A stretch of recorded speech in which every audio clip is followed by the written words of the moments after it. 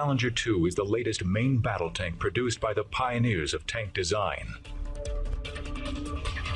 The British Army first introduced tanks to the battlefield in 1916 and have played an important role in their development ever since.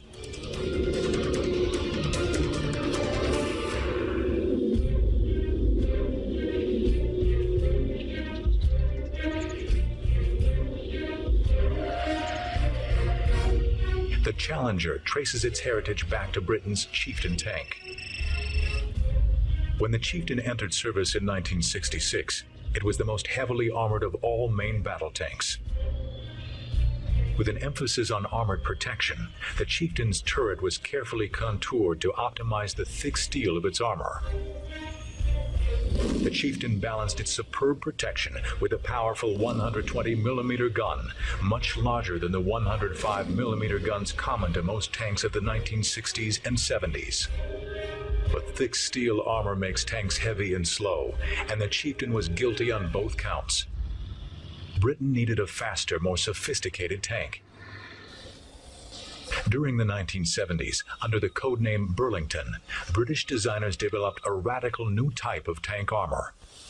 This complex composite armor became known as Chobham armor, named after the city in which it was developed. How it works and what exactly it's made from remain top secret, but it is highly effective.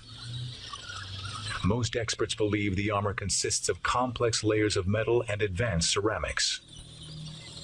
When the Challenger 1 appeared in the 1980s, it was the first British tank to incorporate this highly effective protection. Chobham armor made the Challenger nearly invulnerable to frontal attack from deadly high-explosive anti-tank or heat rounds. Besides its enhanced protection, the Challenger was more mobile than the Chieftain.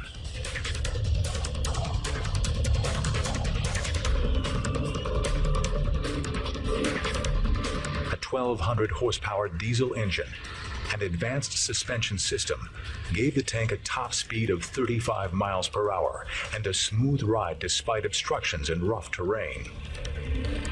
One of the most important advances in tank design in the 1980s was in gunfire controls, which permitted the tank to fire on the move.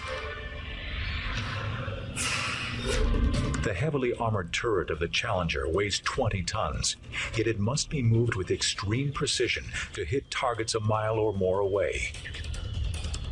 In 1994, the Challenger 2 entered service in the British Army. The Challenger 2 has over 150 improvements to its predecessor, the Challenger 1, and many entirely new features, such as its turret design.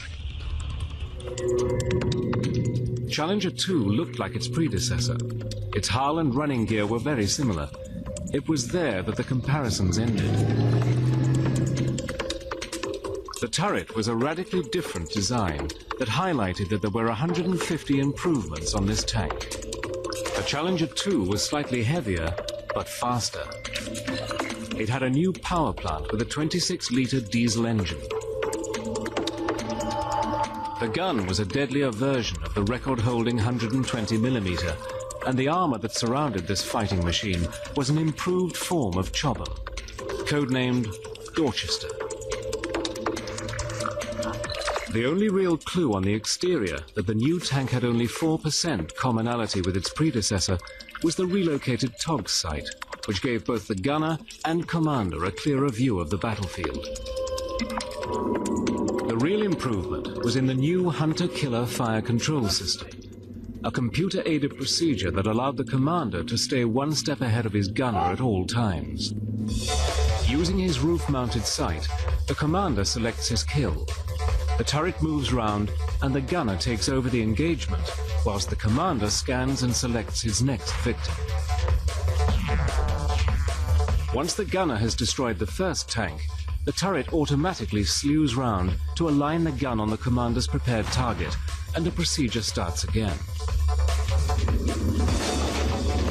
With the hunter-killer system, the Challenger could unleash a barrage of lethally accurate fire that allowed it to destroy 8 enemy targets in just 40 seconds.